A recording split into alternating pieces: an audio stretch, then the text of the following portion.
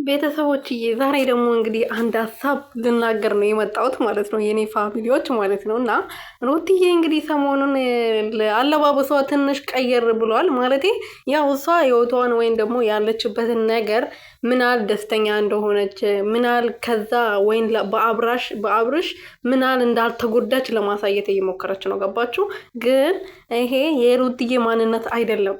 ይሄ ሩትዬ ማንነት አይደለም። እና የምንወደው ሰው ደግሞ የምናከብረው ሰው ጥፋት ስናይበት ይሄ ነገር ጥፋት ነው የሆነ ትክክለኛ ሲሆን ደግሞ ይሄ ትክክል ነው ብለን ነው አይደል የምንናገረው። እና የሩትዬ ትንሽ ሰሞኑን የምትለብሳቸው ልብሶች ብዙም ደስ አይሉም። እና በተለይ ደግሞ ሩትዬ አሁን የልጅ እናት ሆናለች።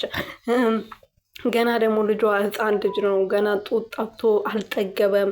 እና እሷም ገና ከአራስነት ብዙ አልወጣችም። እና እንደዚህ አይነት ልብሶች ላይ ደግሞ ወይም ደግሞ የምትለብሳቸው ልብሶች ላይ አስተያየት ብንሰጥ እኔ ጥሩ ይመስለኛል። ፋሚሊዎች ሰላም ሰላም ቤተሰብ እንዴት ናችሁልኝ? የኔ ውድና ወርቅ እንቁ የሆናችሁ ቤተሰቦች ማለት ነው። እንዴት ናችሁልኝ? በያላችሁበት ሰላማችሁ በዘት ትርፍርፍ ይበልልኝ።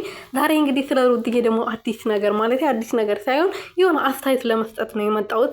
እንዳትቆጡኝ ማለት የምትወዱት ሰው የምታከብሩት ሰው የሆነ መጥፎ ነገር ስታዩበት ይሄ መጥፎ ነገር ነው ተመለስ ትላላችሁ፣ አስተያየት ትሰጣላችሁ አይደለ? ጥሩ ነገር ላይም መጥፎ ነገር ላይም ማለት ነው። እና ሩትዬ እንግዲህ በጣም ብዙ ሰሞኑን የምትለብሳቸው ልብሶች ትንሽ ቅር ያሰኛሉ። ምክንያቱም ከሩትዬ የሚጠበቅ አይደለም፣ የሩትዬ ማንነት አይደለም። አለባበሷን በፊቷን በጣም ነው የምወድላት ማለት ነው። ስነስርዓት አታ ሳይሆን አሁን እያልኩ ያሉት አለባበሷ ነው።